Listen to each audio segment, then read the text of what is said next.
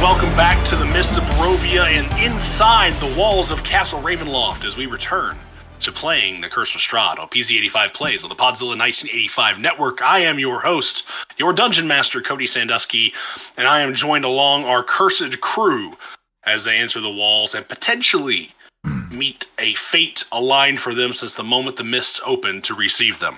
Starting first, it is Bjorn the Bloodhunter from the West Coast. It is Kaz. Howdy do. You heard it, Hunter. You heard it, right? Yeah, I was going to let him introduce me and then just make it my bit. Go ahead, Cody. All right, the bit extraordinaire, Rasmus Thomason, played by Double H. I have to go change Kaz's name in the group chat to Bjorn the Blunt Hunter. Because that's what I heard. I also heard that. That's what I heard. I think we can let Snaky Minaj go. Yeah, it's probably time for that one to go. The Blue Wonder, the Air Genasi, played by Lindsay Wolfgong, is Zephyra. I am here and I am cold. I don't like it. Oh, she's turning blue like her character. Dabba dee, dabba die. Oh, God. And now the lights are flickering on Hunter's camera, and I'm very like terrified. that at all. I'm going to stop playing with stuff now. I'm going to stop it now. That's great. There it is. Yep, there it went. Okay, and our co-host, or the host, creator, god, deity, I make the joke every time, whatever the fuck he wants to be at Podzilla 1985, and Sophie Valmont, played by Shannon Young. I have to disagree with Wyatt Russell on one thing.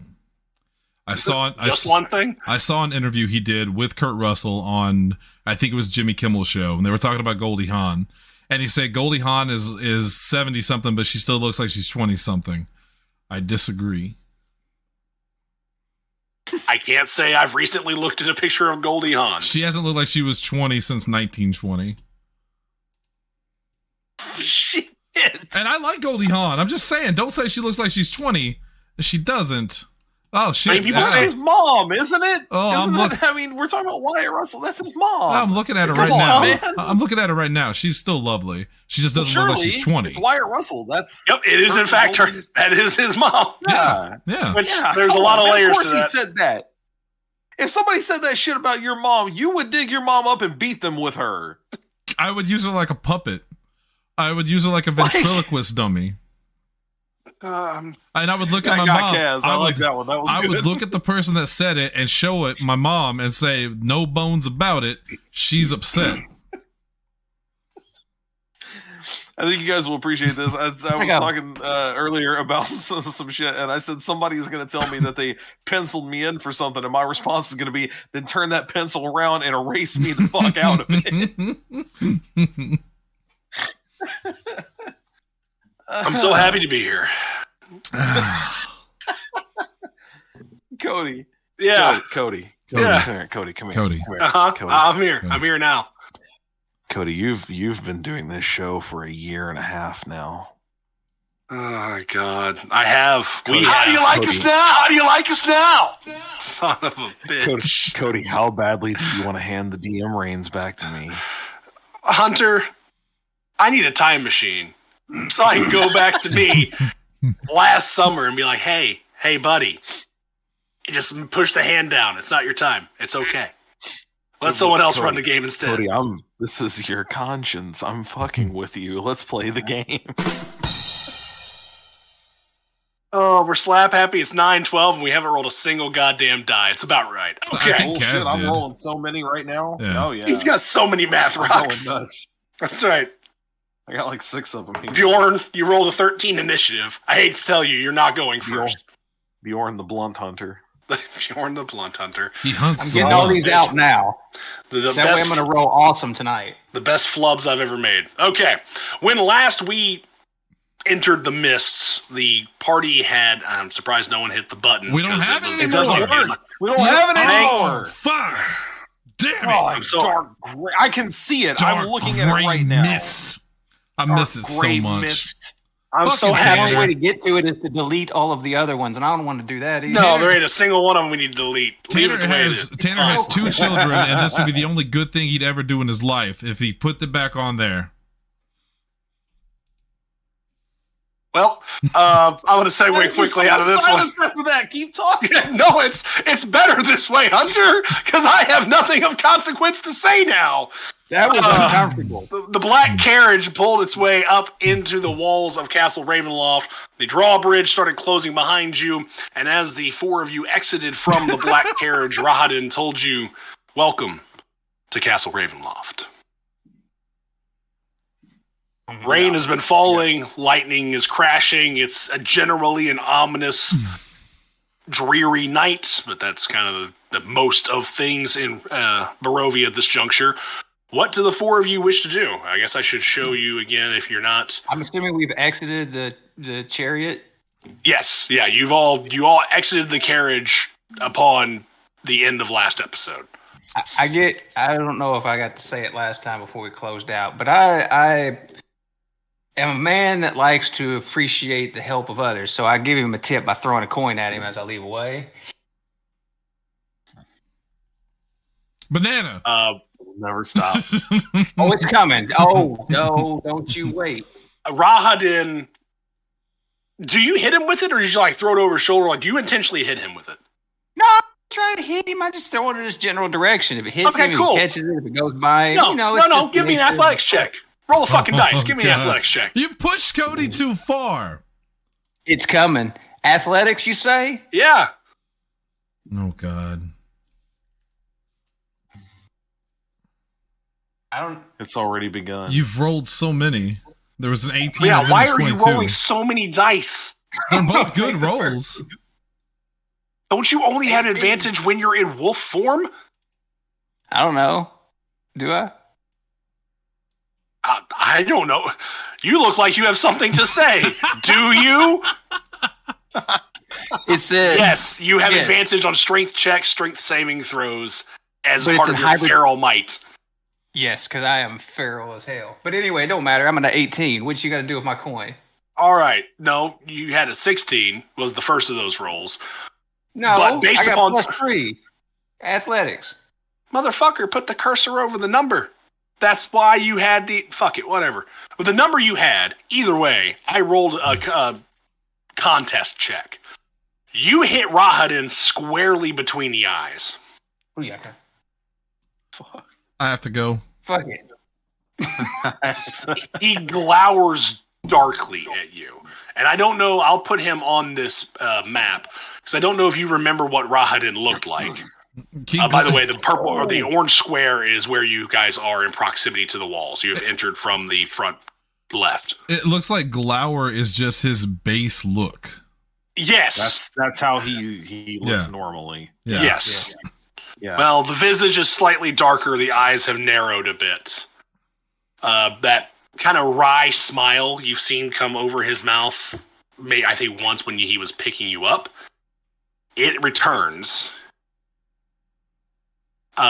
Bjorn, with your actually relatively keen hearing, you are a wolf convert. It's almost as if only you can hear this. It's like it's directed toward you. His mouth barely moves. You will live to regret that. Probably not. A challenge accepted. Give me a wisdom save. Oh, Lord. Coming at you. Hunter, it's not too late for you and Zephyr to get back in the carriage and go back somewhere 19. else. I mean, I don't think that's gonna happen. You know. Okay. I think it is too late. You do not take damage from it, but you again hear the screams. Just that chorus of screams in your head. Scream back at him. Mentally. And no, I do it No, physically. it- All of y'all are just Bjorn, looking you at me, and better I'm randomly screaming into the wind.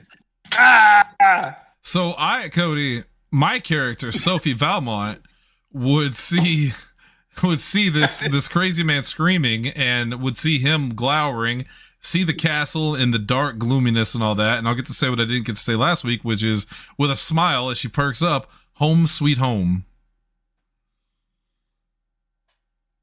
All right. I'll be the Rasmus. I've lost my goddamn mind. I'll be the Rasmus. In the midst of all this happening, I imagine because I feel like I think of this stuff kind of cinematically now. This is all happening with Bjorn. Sophie's looking up, and in the foreground in front of Sophie, Rasmus walks by, basically just stalking forward, going, and he literally says, "We don't have time for this. Let's go." And just walks literally straight ahead toward. I'm assuming there's like a main gate, a main door. Yes, you would have. That's where he's like stalking forward toward it, head down. Okay. And I'm following him. And I'm about to say, how about the other two of you?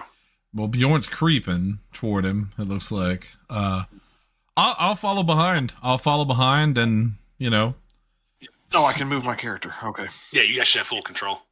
I don't. I never do. Don't Oh, know why. yeah, your character's weird. I never do. Cody, remind me, the orange square you said is where we came in? That's the Yeah, carriage, that's where right? the carriage would have parked. Okay, Yeah. and so then to the east is like the main entrance, or Yes, like where Rahad is standing would be toward that. And Okay. I'll bring your characters back over, but I'll at least bring you to the screen that shows you the actual layout of the castle. Yeah. And so, because Sophie kind of illustrated this to you all as you were traveling. Oh yeah, I forgot I left the grid intact on this one. Yeah. Yeah, I'm assuming that the doors are unlocked. I'm picturing that it's that Aragorn gif of him just like pushing both double doors open and just striding on through into the open, like a Strider. receiving room or whatever. Like Strider. Yes. I walk up and I knock on the open doors. Sure. I'm gonna say things about you tonight that could get me canceled. Well, let me tell you this. Rasmus, as you approach, these are ornate doors. They're fluttering torches and iron sconces on either side. You throw these doors open. Bjorn, you knock on them as I assume Rasmus passes in. Rasmus, as you would notice, on the floor before you is also this worn, tattered, like crimson runner with like gold inlay that leads to another set of double doors. This is kind of an open receiving area. You notice it looks as if it has been meticulously maintained to look partially like cleaned. Like someone intentionally has made it look as if there was an effort given, but not fully. Like there's an intent to still make it look kind of decrepit and abandoned. In fact, as you guys would notice on the image underneath both of you, as you walk in, you would see kind of darkened blood or darkened stains on the floor and the stone. As But the it two of looks you, intentional, is what you're saying. Yes. Like, okay. Facade. Okay. yeah, in some respect, a facade's probably a good word for it. As you two kind of approach that second set of double doors, you don't make it to them, Rasmus. It automatically fling open in front of you as well. Well, I was going to say, for what it's worth, I intended to stop there, but it looks like Bjorn would have triggered that, so that's I kept fine. going. Yeah, either way, as you guys kind of Okay. enter in, this is all happening fairly simultaneously. You enter in, you probably notice these features, and as you're kind of striding forward, those back doors swing open. You see this open, illuminated vestibule against sconces in the corners with, or in all four portions of it, chandeliers of iron, delicate, detailed ironwork coming from the ceiling. You could tell this is a very elaborate castle. Like, this is clearly for royalty. But you all notice organ music playing and filling this entire chamber. It looks like Zephyr moved up to where I am, so as Bjorn opens those doors and all of that is happening, I'm going to look over at her and go, he's going to be the death of us. Yeah, probably. But I personally am used to it at this point. I feel like you should be too. So we should just press on. Shake my head and just, do exactly that, I guess. Shannon, go ahead. I was going to say, go ahead and try to move Sophie for me, just real quick. Well, I was going to say, while they're saying that, I'll pipe in, and I can move her now, and I would say, don't worry, if Strahd wanted to kill us before he had a chance to meet us, we'd already be dead. As I'm walking past her, I'm going to say, at this point, it's not him I'm worried about. Things will be fine. She just, as you walk by, she just points at herself, like, cluelessly. Like, is it me? Without any notice or without any, like, advance warning, you all see Rahadin appear in front of you in a silvery mist. Dark gray. Oh, wait, silvery. No, I imagine this is a light, silvery mist. There you go. Sparkles. He stands before you, kind of to this, from where your perspective would be walking in right side of this receiving area. And he says,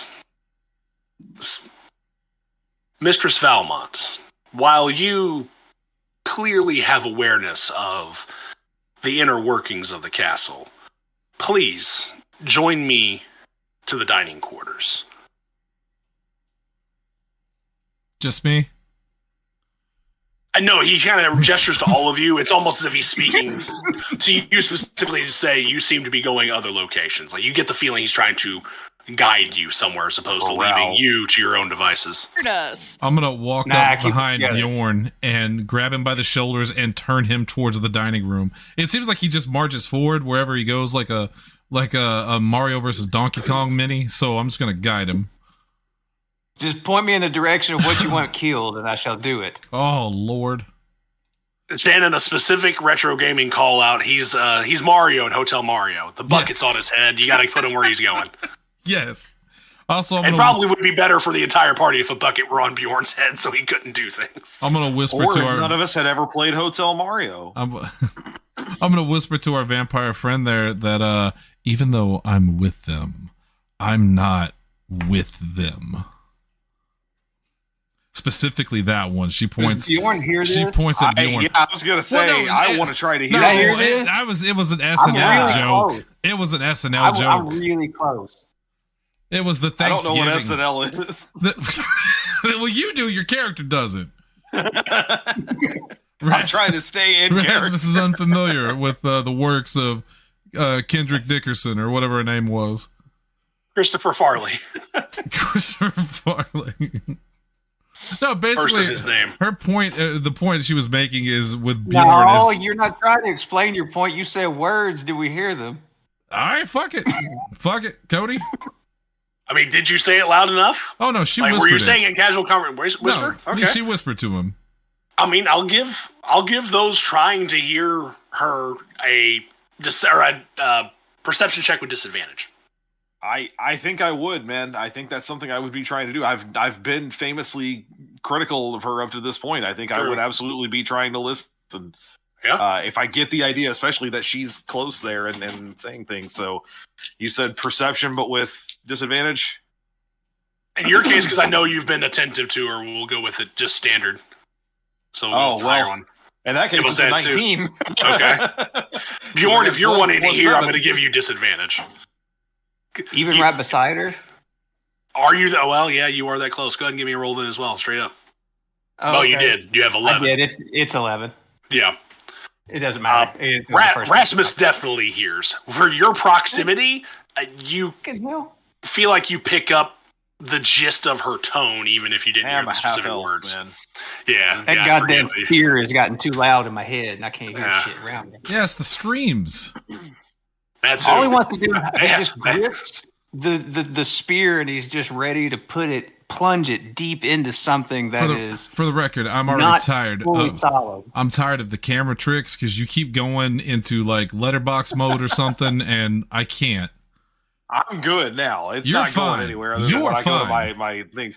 Also, at some point in time, I desperately want Sophie, now that Bjorn has used this way to describe what he's hearing, to ask him if any of those dry martinis have silenced the screams of all the women that have died under his care. That he failed to save. Yeah. One of the best parts of that movie. My care? Mm-hmm. Us. Hey, look. Okay. Oh. Assuming that I on a 19 that I hear that, or at least hear a part of it. Mm-hmm. Or what was it? I rolled a 12 plus 7. Yeah, it's 19. It's a 19. Yeah. The only reaction I'm not gonna like rush up and do anything. The only reaction I'm gonna have, since Zephyr is close enough to me, I'm gonna reach forward and like put a hand on her shoulder and stop her as I stop myself, and point up, assuming that she stops.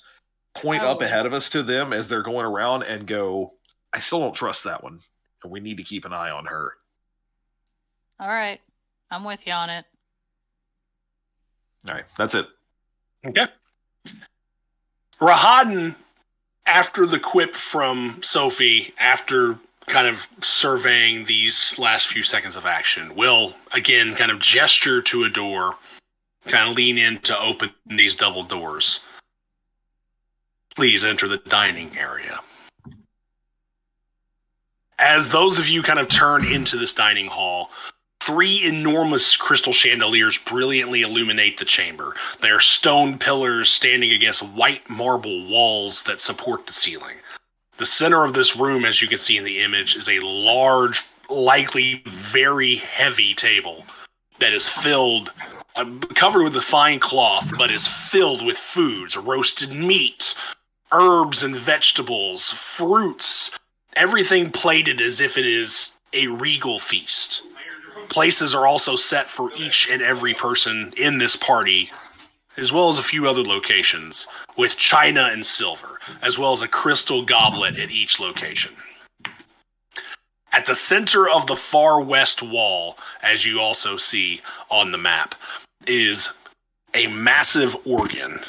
And at this time, it is blaring out, and you now being in the room with it, hear it in full what you had heard in the receiving area. A thunderous melody. Just great. Sounds as if an entire orchestra is playing, just in terms of the volume and the dynamics. It sounds incredibly harrowing at points. It kind of brings down to like moments of despair and then comes back up to being almost like a royal entrance. A single caped figure is pounding at the keys, enraptured in playing this melody, facing away from you. So we do have someone actually playing. Yes. This is that phantom. He died 10 years ago today. Is he playing copyrighted music? Probably. Ooh. Can we hear it? No. Do we know what song he's playing? No. Ghost of the Orchestra. Is he actually playing it, or is he just like slapping a thing that's auto playing? At this moment, in this perspective, it's a you self-player see organ. a caped, seated figure playing this tune on this organ. Would I recognize that figure immediately? Yes. Based upon just the back view of this figure, you all recognize this figure. It's a very distinct back of the Our head. host. I'm gonna half smirk, like almost sadly, and kind of shrug, and then sit down at the table, assuming there are seats. There are. Oh. So I said there are places set for all of you as well as extras around this table. It is depicting only 9, but theater of the mind and all that. So Sophie takes a seat. I presume you place yourself near the head of the table. Yes. Do the rest of you take your seats as well, or do you have anything Yes. to say or do about the figure at the head I of the take room? my seat and I slowly drag it out at a speed where you can hear it like screaming. It's kind of like gritting across the floor, going. He's being obnoxious. I And don't I'm know just if doing you it can hear slowly. that over the organ, can you? Well, that's where I'm testing to see if it's like going to stop him. I don't know. I'm assuming as a vampire, he might have unique ears. We do. Nope. I'm going to sit down much less dramatically. They're sharp. At this point, he seems person playing Okay. seems unfussed by your sounds. And then I just kind of slowly just kind of take a seat, lean back, but cool, like, you know. I imagine I'm probably last to sit, and I kind of want to be at this second place, like not directly up by the head of the table, a little further Yeah. out. I'm assuming Zephyr is either here or at the very end. So yeah, more toward the center, and it's going to take me a minute. In fact, I'm going to look around at the rest of the people who have sat. Take a deep breath, close my eyes, let it out, and then just pull the chair away and sit. As all of you have taken your seats, you hear the music begin to kind of crescendo and slow down its tempo to its end. You feel like it's coming to a resolution, a few more chords, a run or two, and it comes to a resolution on a major chord.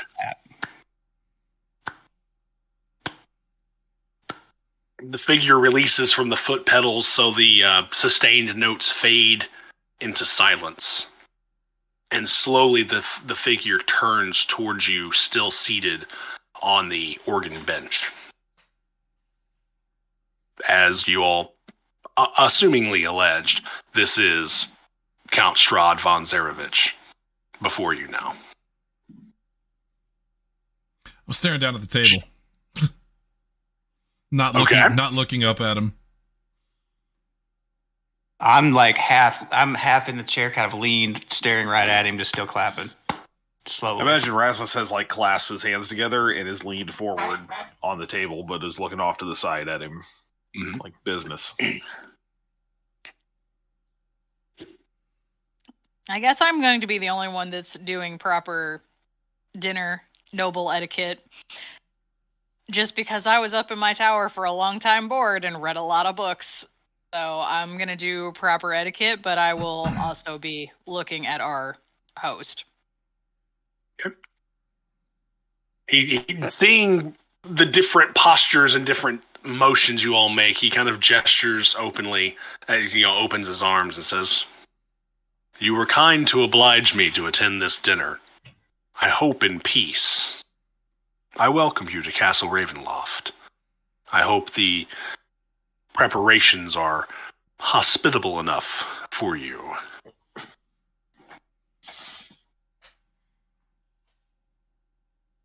After a couple beats of silence, seeing as the party is going to do that, he quickly gestures toward the door and says, "But, understandably, it would be rude of us to dine alone when there are others that could play party."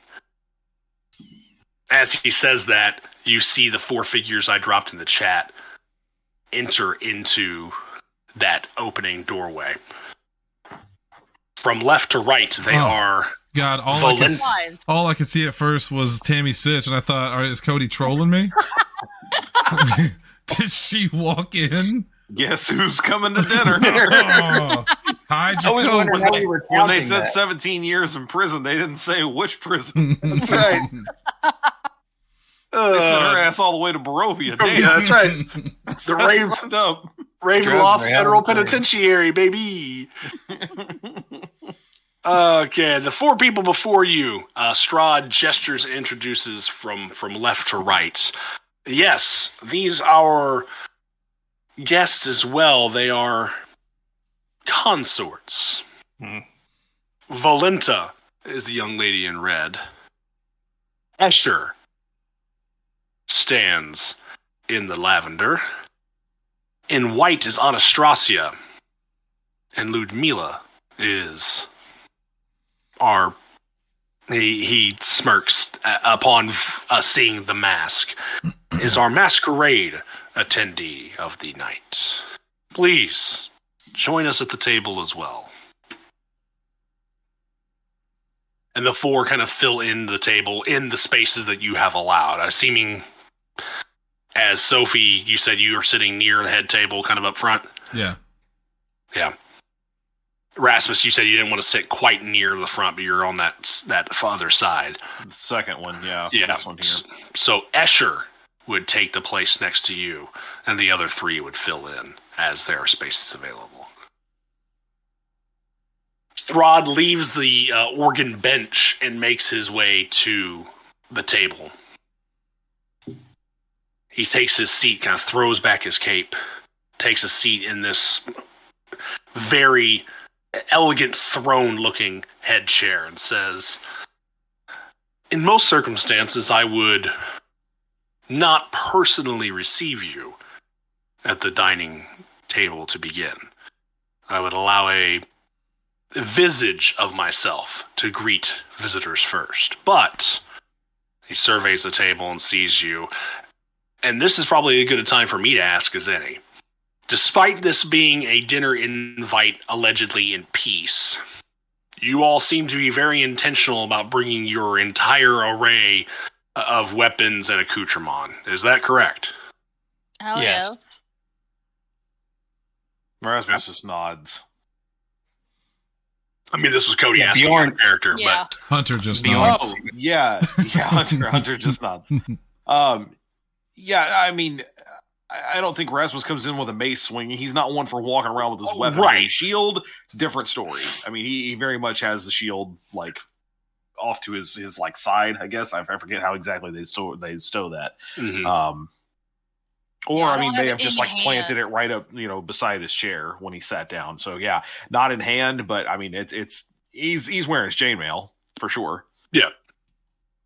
When Bjorn sat down, he had to like pull the spear, and he's pretty much just kind of like sitting there with it off to the side. Okay. Strahd surveys all of this. Rasmus, you notice that Escher sitting next to you, because of the way you have your shield stored, for lack of a better phrase, he recoils a bit and kind of shifts his chair closer to the head of the table. You Doesn't notice... draw any. Sorry, I was going to say it doesn't draw any kind of smile or anything from me, but I do look at it, look at him, and then look back at Strahd. And Strahd notices all of this. You see a quick flint of his eyes as he goes over, sees what you have, and quickly moves on. Bjorn, he specifically centers on you in terms of his attention. That spear. Tell me, does it still speak? Never shuts up. Knowing where it has been and the body that inhabits it, I imagine it's told you many ill things of me. Quite a few. A rather Sad. long and interesting history lesson. I have been here quite a while. Long history is accurate. The tales of that history are likely disputable, however. Much of that is still to be surmised here.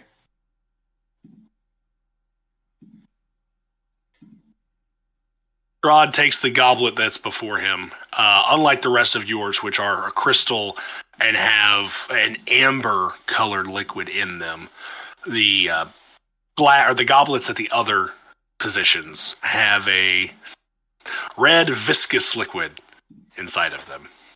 Strahd specifically is not crystal, but is opaque and adorned with jewels and gold leaf and fitting for a noble.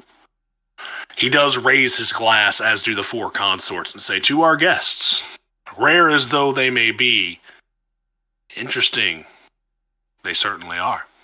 Which Me, color this- is in my glass, by the way? Yours is amber. Mm. Wait, do we all have different colors? No. They have blood, we don't. Oh. She looks sad at that. He notices your sadness, and he looks and says, "Apologies. I did not expect you to return. At least, not with this company." She just kind of shrugs and still doesn't look at him and just kind of grabs the glass. I'm not taking that drink. This whole time, it has been hands clasped, lean forward on elbows, and I'm just direct eye contact. Almost constantly. Technically, it's rude to drink to yourself anyways, so... Bjorn has no qualms with it. At this point, he's figuring if he's able to kill us, he's not going to do so through this way, so I might as well enjoy it. You're too worried about death. Strahd drinks from his goblet, as do the consorts, as does Bjorn. Bjorn, it's a wine. Yeah, Tasty. probably the finest you have tasted at this point, outside of especially the Blue Water Inn. I do not Probably regret my on- decision yet. He takes the drink. Strahd, sets down his goblet and looks specifically at you, Rasmus, and says, as a person of military background and training, I understand this is an environment in which you are likely unfamiliar, but I assure you, I am doing my best to be hospitable to antagonistic guests. You make too many assumptions, Count. Keep the mind sharp. Please, Strahd, no need for formalities. You are a guest in my home. Strahd. He smirks at your quick retort with his name and gestures toward the table. Please, dine, join us. I wish for this to be a relaxed dinner. Though, and he quickly kind of shifts in his seat to look at the four of you as your various postures or your various weapons are in display. I take it you do not wish it to be the same. Tell me then, why come? If under the promise of peace you come with weapons and waging of war, why trouble my home? Why trouble me? You can't honestly say you wouldn't find us foolish to not come prepared. I've been called many a thing in my time in this land. I've been called monster. I've been called deity. I've been called scourge. Above all things, though, I am a man of my word.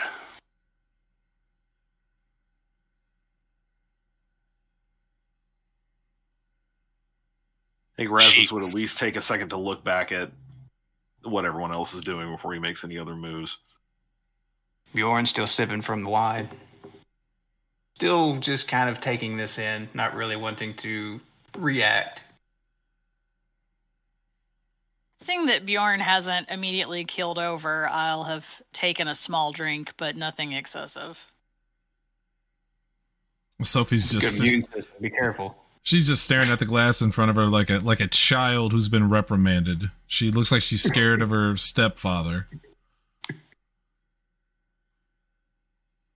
He sees that fear in you specifically, Sophie, and he does gesture while maybe still carrying the conversation with Rasmus.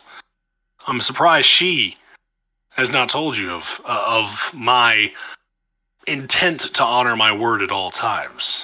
You may view me as a certain thing, a certain creature in your light, but remember, this is my land, and I am a noble within it. Even those, as he gestures to you, Sophie, looks at you, those who decide to leave from my ranks, those who abandon our consortium, they know of my honor. I'm going to make the first move. Sophie slams her fist down on the table, knocks her glass over, and stares up at Strahd and says, honor?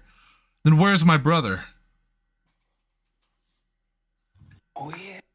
He takes a small sip from his goblet, sets it back down, and almost sighs. Yes, Aiden. Troublesome as he intended to be, he was quickly dispatched. I did not kill him. I have simply kept him around. Eyes wide, tears shaky in the eye, staring at him. To everyone else, it must look like she's about to burst. Escher looks across at you, Sophie, and says, surely you understand. We are consorts. And as you know, Strahd, he kind of pulls back for a second and then continues on, can, forgive me, Count, sometimes become bored of us. New blood, new consorts, always intrigue. Count von Zedovich. That's ominous. Yeah, very. So where is he? Strahd gestures kind of vaguely across the room. He is within these walls.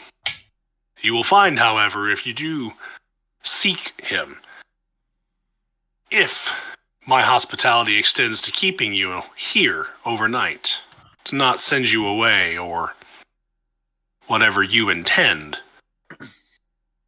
there are many levels to Castle Ravenloft, many locales in which he may be resting.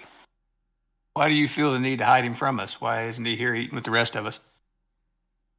Do you have something to hide, or are you fearful of us? Fearful of you. Perish the thought. No. It is not time for Aiden to return yet. To be seen yet. Rasmus, Sophie's going to look directly at you, just square into your eyes with her very scared eyes. Almost human-like.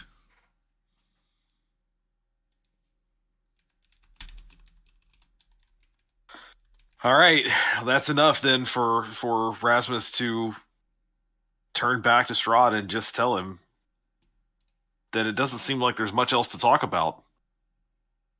You want a hospitable conversation?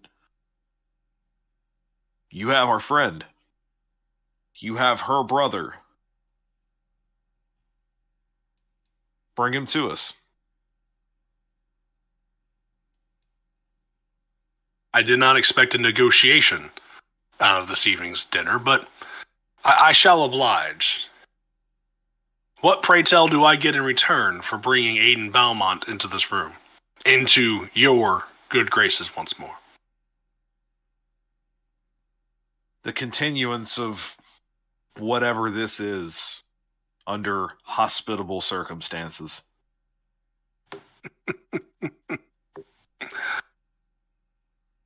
I extend a polite dinner invitation to allow you as guests into my home, to perhaps learn of your purpose, your desires here. And you hold our compatriot against his will and against our wishes. This is not a conversation anymore until that ends. Need I remind you that I did not beckon him here. I did not bring him here of my volition. But you hold him here, and those are not the same thing.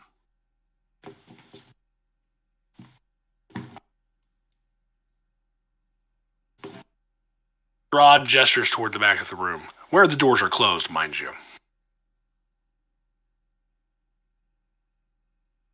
I have called for his presence. He shall surely be here soon.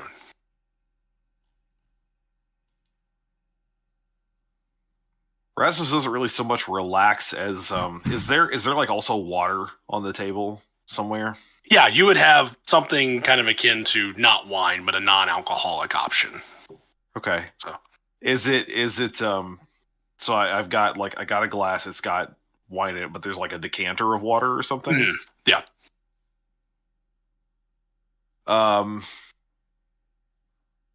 Is there an empty glass? Has anybody emptied their glass at this point?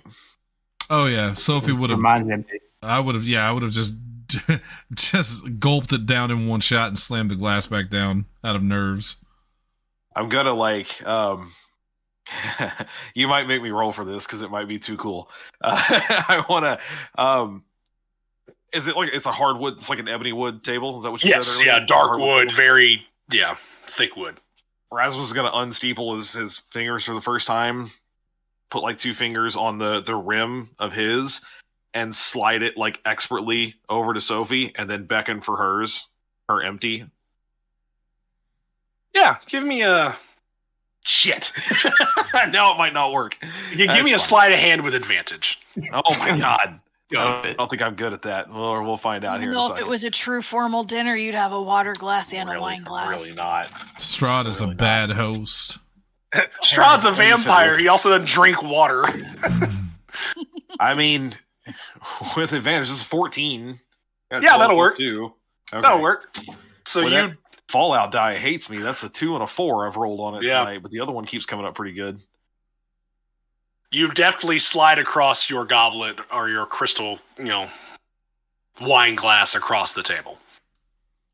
And I'm like kind of 2-finger beckoning Sophie to send me the empty one that she's got, or just kind of, Cody, it doesn't have to be like a slick little thing or whatever. In response, can I use Mage Hand to pick the glass up and hand it to him in return? Yeah, Mage Hand doesn't require. It's like the weight limit's pretty light, but you should be good. Yeah. That's what I she think does. it's like 5 pounds. I was also say, it's something pretty. She sees him do that cool slide, and she looks at her glass and realizing she can't do that. She just the mystical hand grabs it and just carries it over to him, and she just kind of shrugs at him. It's the best I got. I'll grab that. I'll take that decanter and just pour it. And for the first time, this whole time, Rasmus has been again leaned over onto the table. For the first time, as he takes the water, he actually leans back in his chair and just takes a sip. Not to like combo break the now we're coolness, talking, basically. but Bjorn wants a refill, so now he's kind of like holding the cup up because he's trying to get the mage hand's attention. Like, hey, hand, look, finger this way. Back up.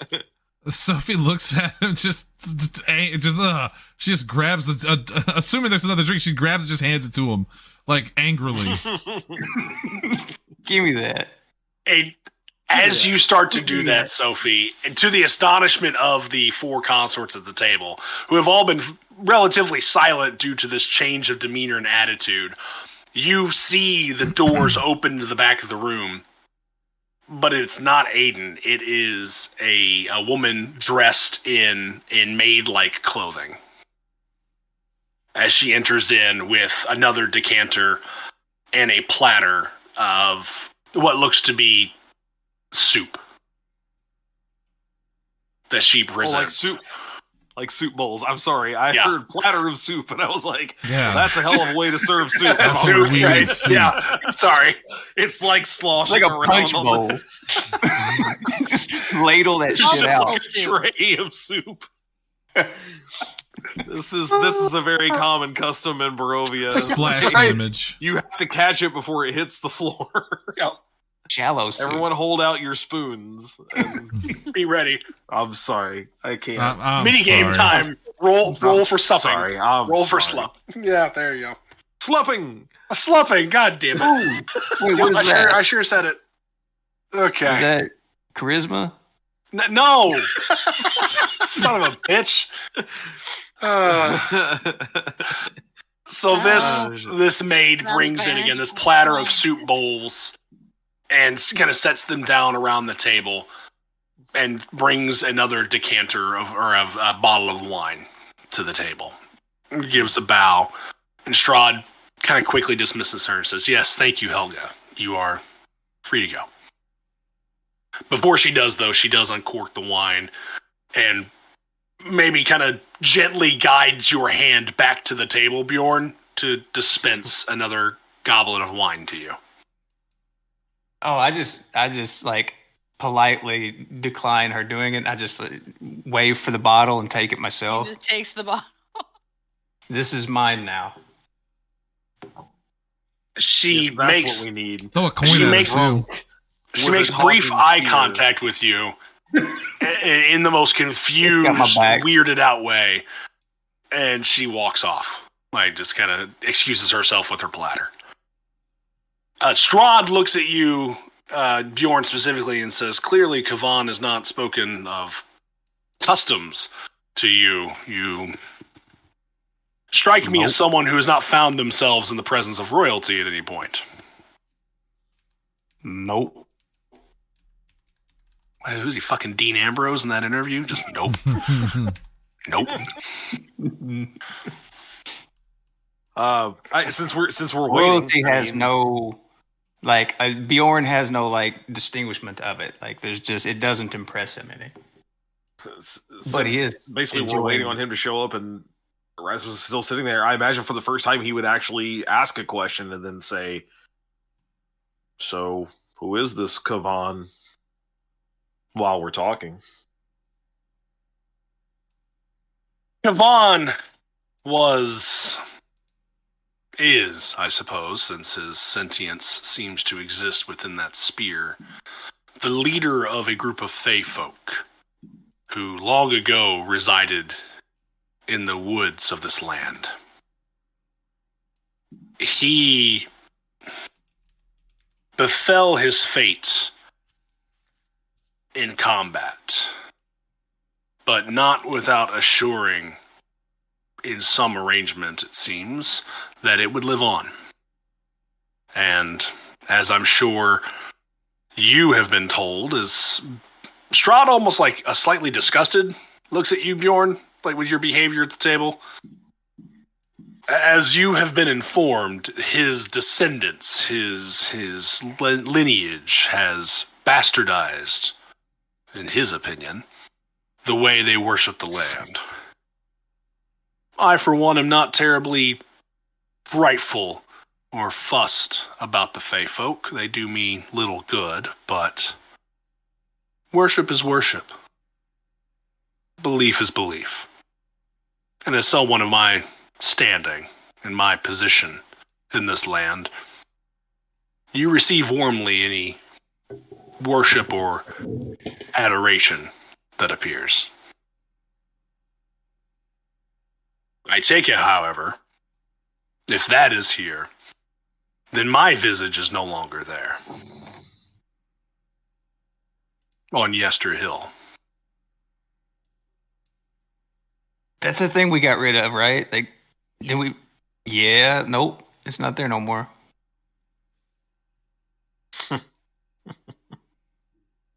So, a visage of mine is gone.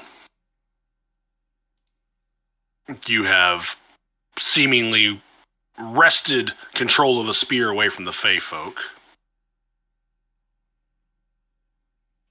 And he looks at you, Rasmus, and says, you very clearly have possessed an item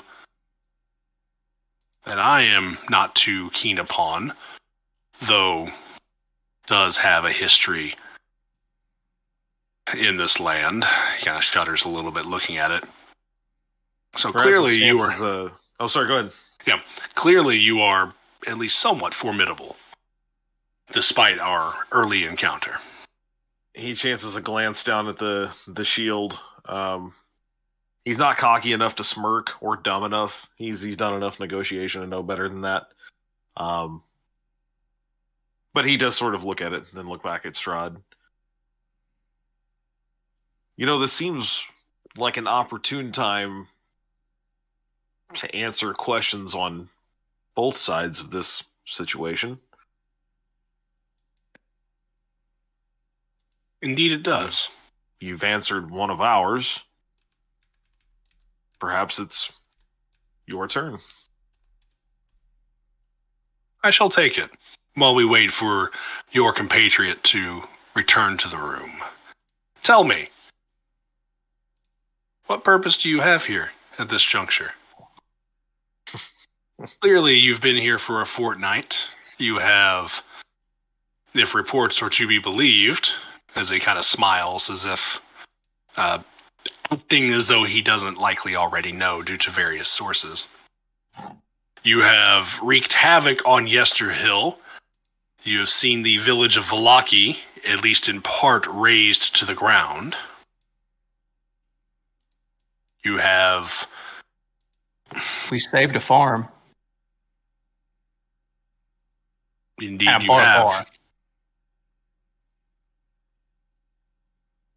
In this entire conversation, it's the first time he's shaking his head openly at that allegation.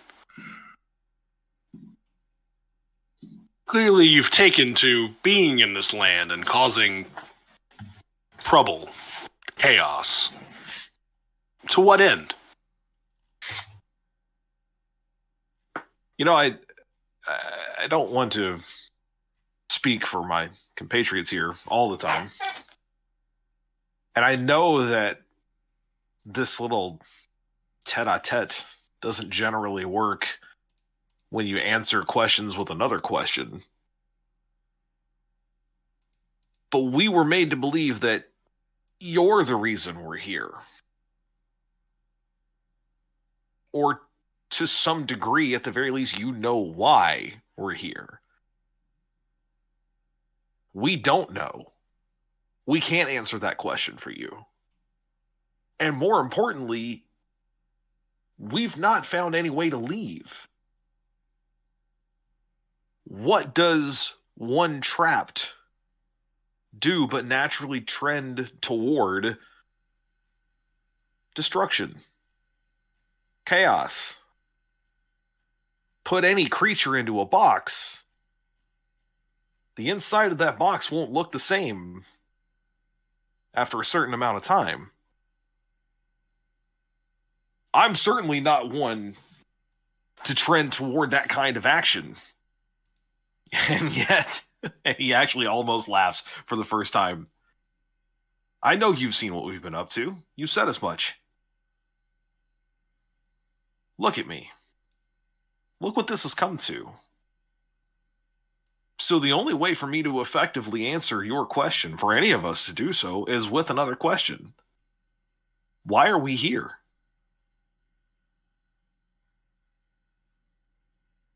He smiles for a moment during your talk of being in a box and trending toward chaos and it not looking the same after a period of time.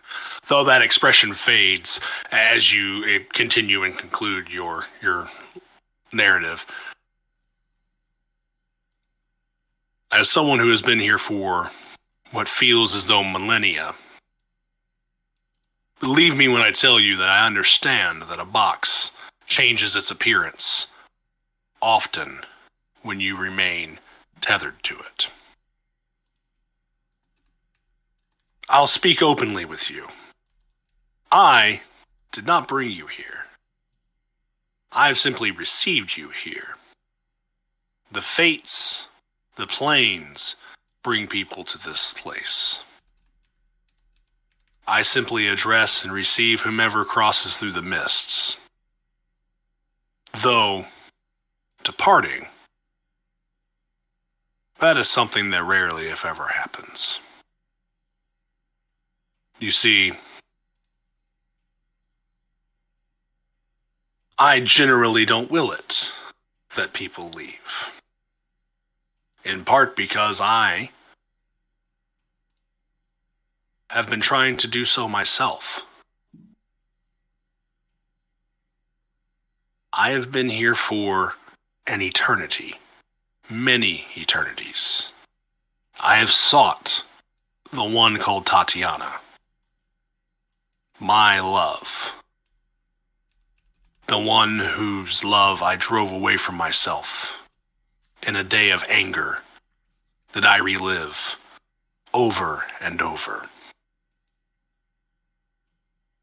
And seemingly every opportunity I get to make that mine, to resolve the source of my darkness, it falls through my grasp. I too wish to leave, and have yet to find a way. In time, and he looks specifically in this moment at Sophie and at Bjorn, I have hoped to find a successor, to take this place, to become the new Lord of this domain. But yet I have not found one. Perhaps they're here in my midst. Perhaps one of you already intends to take my place and betray the others. Question. What's the criteria? Bjorn says as he's kind of like tapping his spear. Tippity tap, tippity tap. To succeed me. So rarely has one inquired as such. First of all, you must harbor great darkness, as I do. It is likely that you will need to unseat me, defeat me, free me from this impetuous coil in which I find myself. and maybe the darkness these demi-planes contain will place you in my stead. Tell me, Bjorn,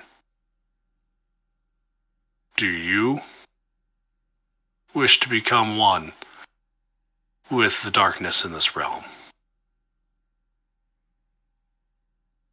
Bjorn just kind of stares at him, not really reacting just yet, just kind of like taking the question in, and just kind of like mildly responds as not the kind of power or outcome I'm looking for.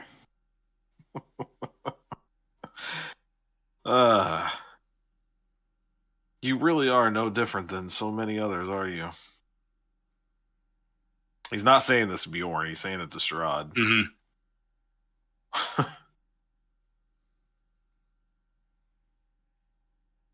You said you knew of my background, right? You knew where I come from. You know, the things that I've done, the places I've been, people I've spoken with. Of course. So many of you profess such power, such elegance, such greatness. And in the same breath, beg for death.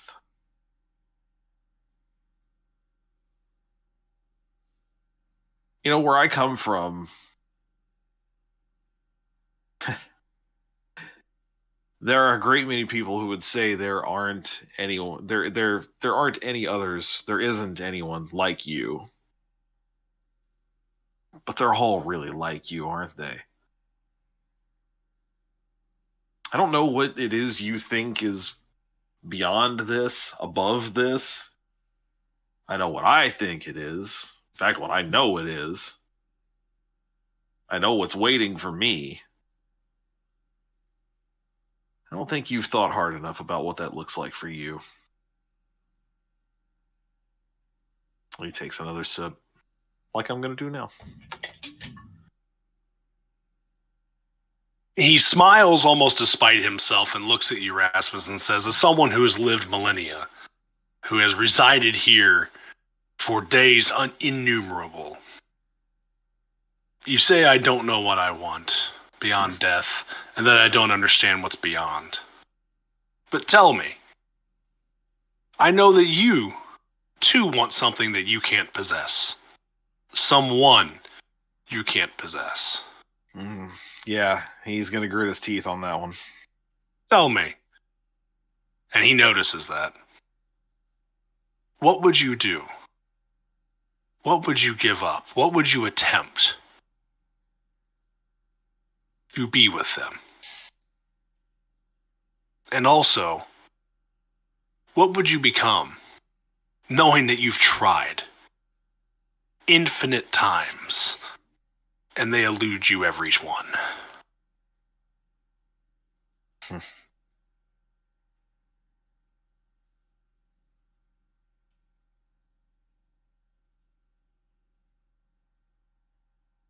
He takes another drink, wipes his mouth with the back of his hand, and says, well, maybe I'll know in a millennia.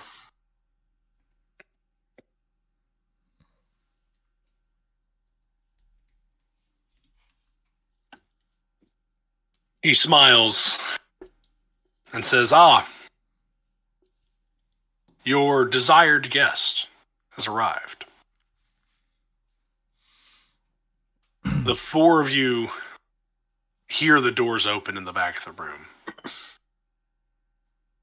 And while I'll use a token for which all of you are familiar,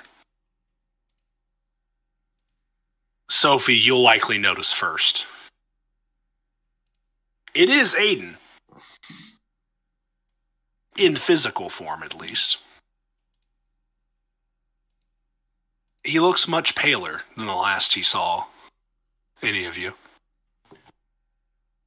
His expression neutral and flat. But he does enter the room, and he sits quietly at the last seat of the table. Probably a couple down here from Bjorn. Sophie would immediately just get up and run to him and start talking to him, just frantically, just shouting words at him, not even sure what they are, just trying to get his attention, trying to speak to him, just desperate.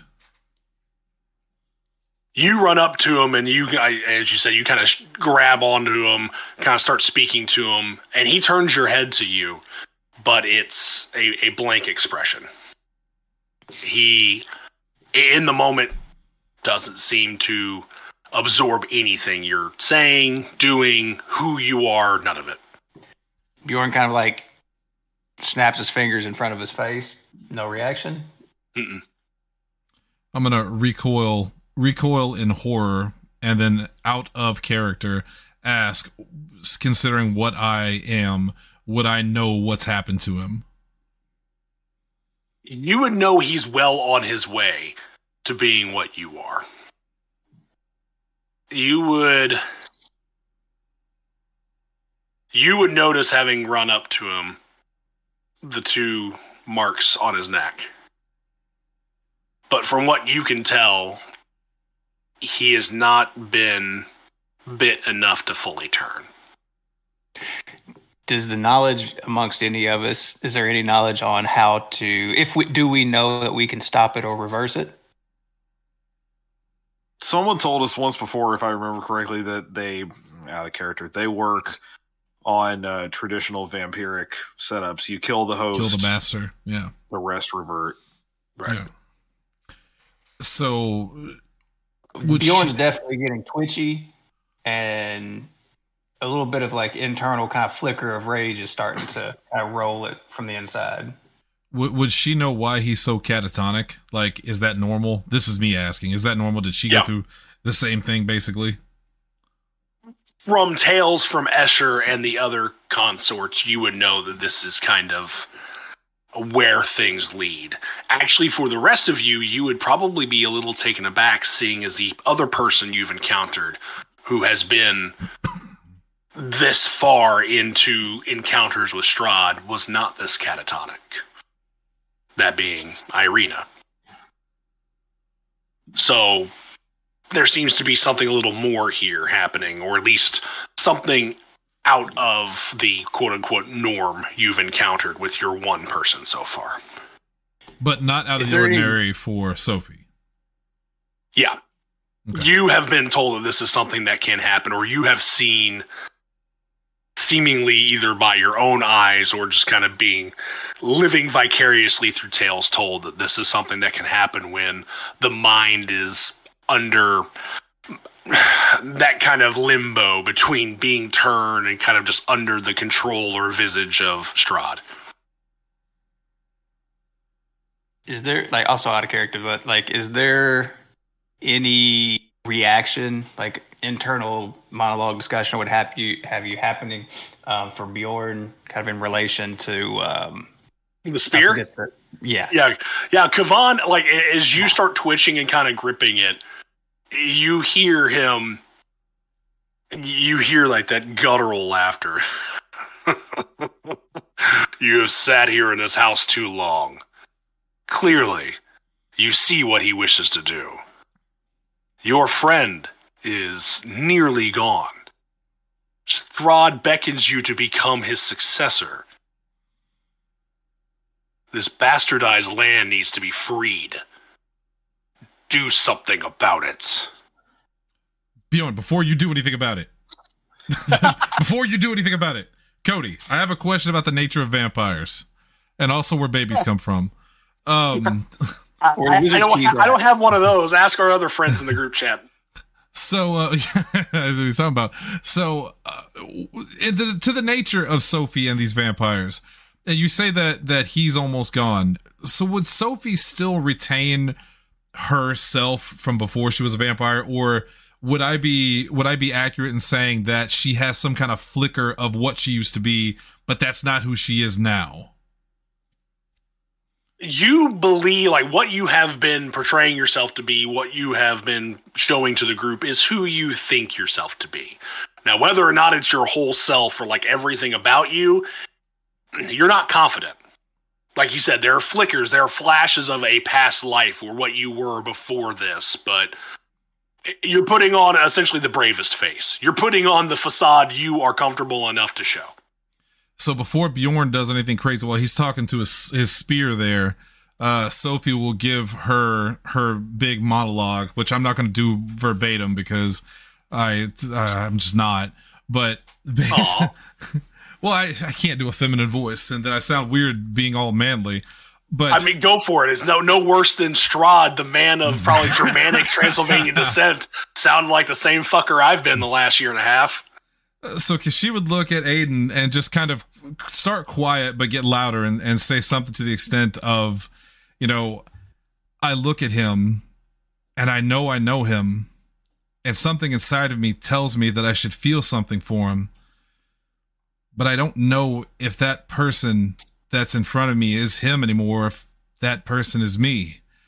I feel something, but I don't know what it is anymore. I don't know what any of this is. And if he's going to become like me, then your friend, my brother, is already gone. And she looks back at Rasmus.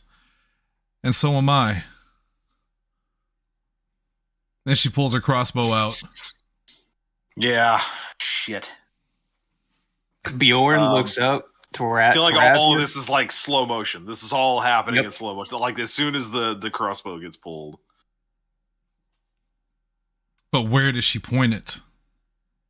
Is the question. Bjorn looks like in the midst of this. Bjorn kind of like looks across the table at Rasmus, and just like a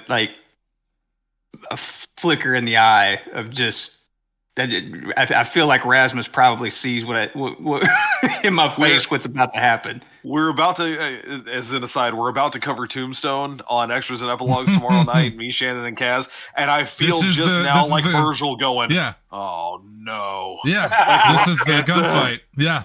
So in this moment, as this is happening, Bjorn slowly gets up out of his seat. This is Doc Holliday just winking at Billy Clanton. Yep. It's just begins to transform into his wolf form, drops the cup, looks at the table, and in a deep, guttural voice, don't do it, says, banana. God damn it, I knew he was going to do it, and it bothers me knowing that he did it. I don't know if you want to cut it there or what, but Rasmus is going to pick up his shield basically and almost just get behind it. I would cut it there, honestly. That's like I feel like all this is happening at once. You're pulling the crossbow, immediately I'm just gonna and just grab that shield and get behind it. Before I press pause on the VCR, Zephyra, you look like you have something to do. Do you? I mean, if they're going to do those, I think my immediate would be I'd duck under the table. That's smart. I don't have a shield. Good move. All of this happens in that slow motion. Transformation with probably the spear either in hand or nearby. Ducking behind the shield and a holy symbol that allegedly will ward off vampires and Strahd himself. Zephyra under the table. Sophie draws crossbow. All of this happens. The consorts kind of back away from the table. Strahd starts lifting himself from his chair and is standing all 6'4" of himself, chest out. He's big boy. He is seemingly ready for what is about to happen.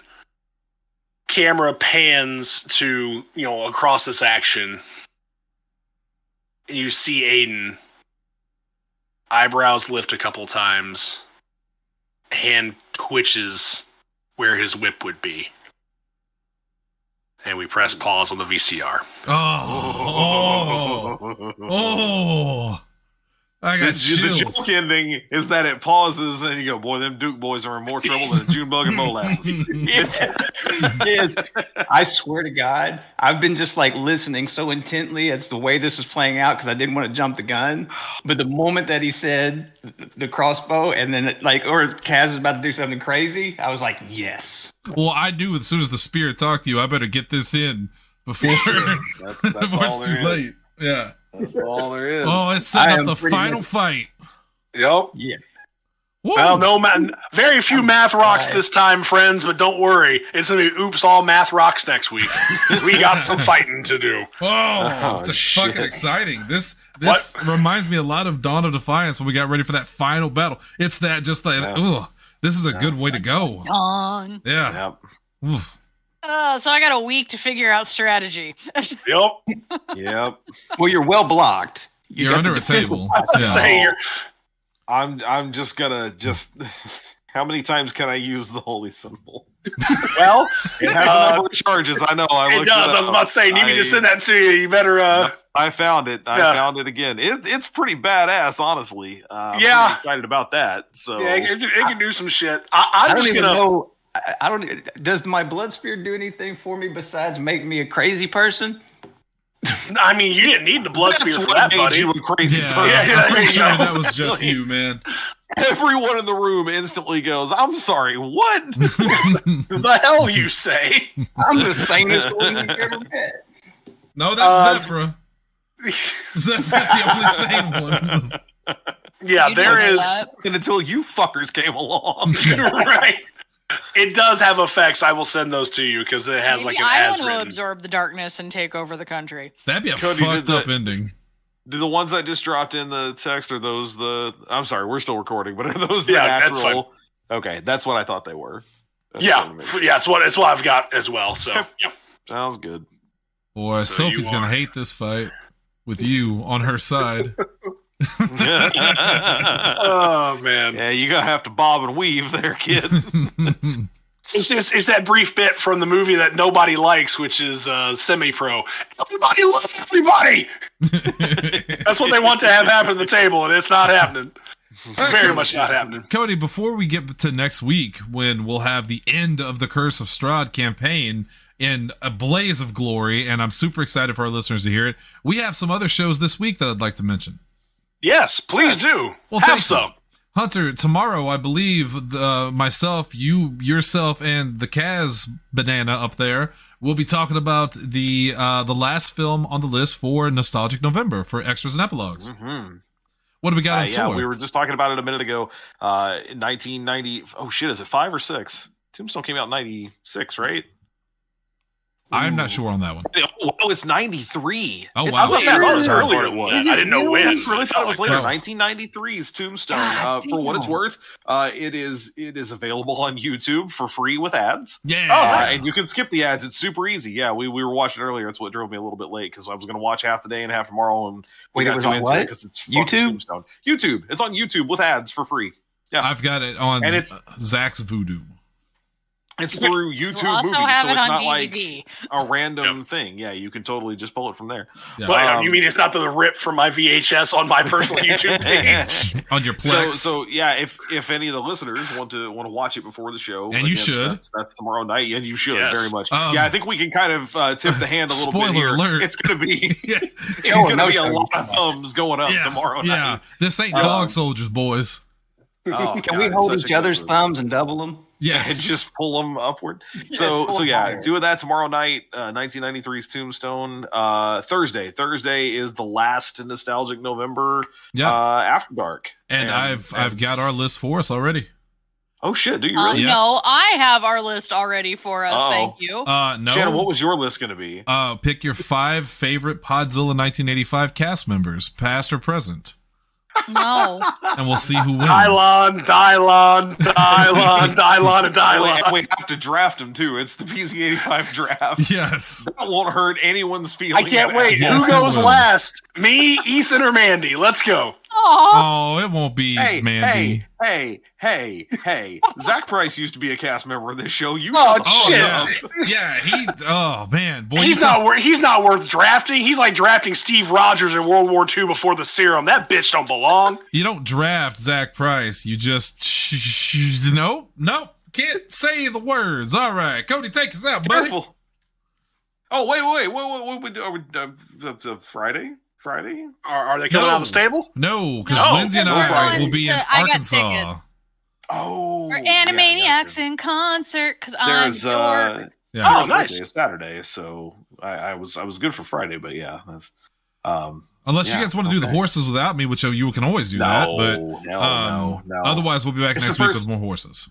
I was gonna say it's the first day of December. We'll kick back into that properly in December. Yeah, and we're running Dickless December. All December, we're talking about people who have no dicks. My first pick is Walter Peck. I thought you meant we all had to leave, and I was like, so it's just gonna be what? Like it's just Lindsay doing the show. It's just with Lindsay Shelby for the entire month. Lindsay is. I said you have one. Oh God, Cody, take us out. Take us out, Cody. Next week, it finally ends. To quote JR, sometime around the end of the invasion. Finally. We'll see you then. It's turbo time!